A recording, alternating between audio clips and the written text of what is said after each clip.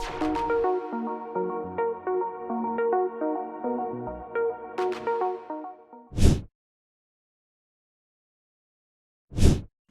बीतता गया।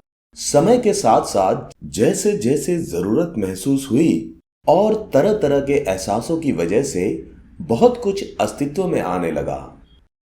अब मनुष्य पेड़ पौधों के पत्तों से वस्त्र बनाकर शरीर को ढकने लगा। धीरे धीरे खेती करना सीख गया। संवाद के लिए भाषा विकसित हो गई। कभी अचानक से कुछ चीजों की खोज हो गई। एक दिन ऐसे ही अग्नि की खोज हो गई।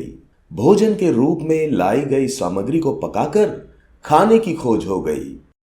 रहन सहन के तरीके में बदलाव आने लगा। समय के साथ साथ काम बढ़ने लगे। इसलिए अलग अलग मनुष्य के माध्यम से अलग अलग जरूरत की पूर्ति होने लगी।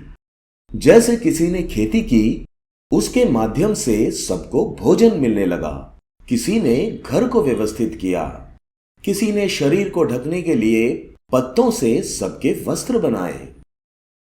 इस तरह मनुष्य एक दूसरे की जरूरत पूर्ति के सहयोगी बनने लगा, या ये कहे कि एक दूसरे के पूरक बने। स्त्री पुरुष का एक दूसरे की तरफ आकर्षण बढ़ा। संभोग अस्तित्व में आया।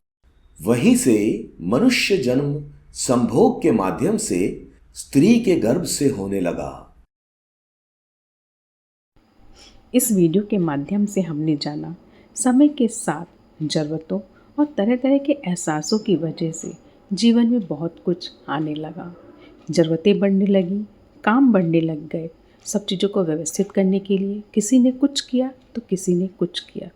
धीरे धीरे स्त्री और पुरुष के बीच आकर्षण बढ़ा और अब मनुष्य का जन्म स्त्री के गर्भ से होने लगा।